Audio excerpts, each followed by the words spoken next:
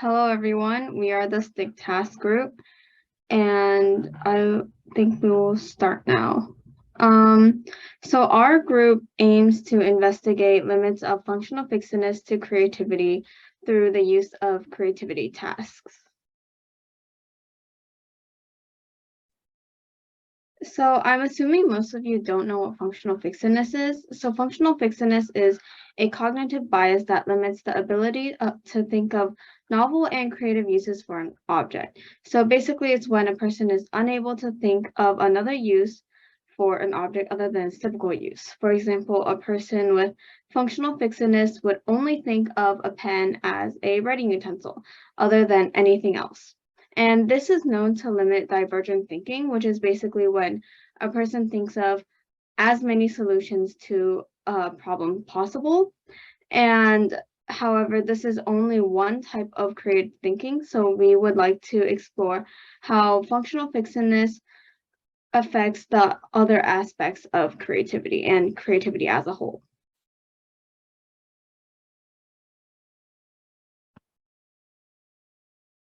So here are our preliminary steps towards data collection. We're a relatively new group, so we're still leading up to our data collection.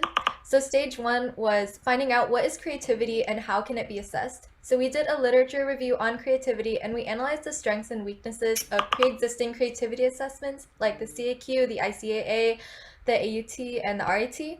In stage two, we created novel versions of creativity assessments. So we created our own creativity assessments based off the AUT and the RIT, and we administered these amongst our team members.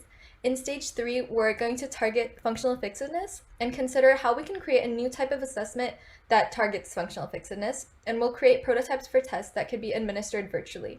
And in stage four, we're going to move our forms onto a HIPAA compliant platform like JotForm, so then we can finally begin data collection. So how can we assess functional fixedness? So our team is using creativity tests that look at divergent thinking like AUT and focusing on measuring little c, which is a term used to describe everyday creativity for average people. And we kind of want to create a test that's more physical, hands-on, and task-based. So we got a lot of inspiration from this cognitive performance task called the Dunker's Candle problem. And what it does, it gives a participant a box of thumbtacks, a match, and a candle. And the participants are asked to light the candle and fix it in a way so that the candle won't drip. What most people end up doing is they'll stab the candle against the wall, but the candle will drip. The solution is to use the box of thumbtacks the thumbtacks came in as a box to hold the candle.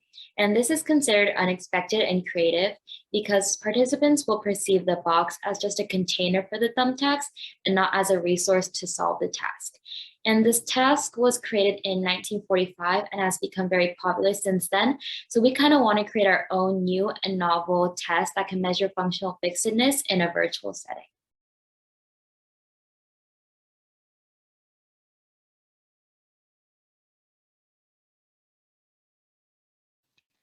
So as Rucha and HeeJee mentioned, this summer we've been mostly focused on looking at previous assessments and then adapting them for our own project.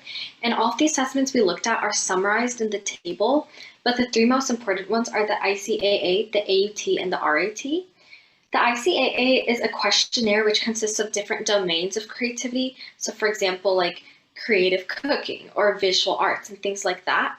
And each person has to say how experienced they are in each field. So you get 0 points if you say like, oh, I've never done anything related to this before. And you get all the points if you're like a professional in the field or you've published work in that field. The AUT is the alternate uses tasks, and you can see a visual kind of explaining it on the left. In this task, participants are given an object, for example, a bottle cap, and they're asked to come up with uses for the object other than what it's normally for. So for example, a participant might say that it can be used as a coin for a coin flip, it can be used in arts and crafts as a googly eye, or if you put wax inside it, it could be used as a tiny candle. And the last important test I wanted to briefly go over is the Remote Associates Test, or RAT. And in this test, essentially participants are given 3 words, for example, dust, cereal, and fish, and they have to find a 4th word that relates to all of them.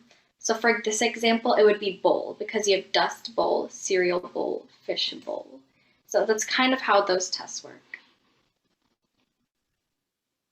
So to conclude, during the first few, 2 weeks, we researched existing creative assessments. And then in the next 2 weeks, we completed creating our own versions of those tasks. And then in the last couple of weeks, we finalized our own original creativity task.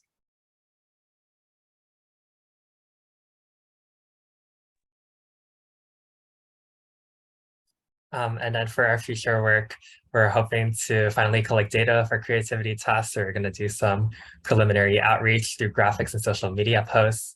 After that, we're going to store these in a HIPAA compliant platform and add these to our data set, as this is sensitive human data. And of course, we're going to be analyzing these results and kind of determine this correlation between functional fixedness and creativity, as well as determining whether our creative task is a valid creative task. And we're hoping to produce a paper with all this data and present it at the SFNC, which is the Society for Neuroscience and Creativity. So we'd just like to thank Sahar for guiding us through our project and ASDRP for giving us the opportunity to participate in this incredible research. If you'd like to see our references, you can just go ahead and scan the code. And if you have any questions, feel free to ask.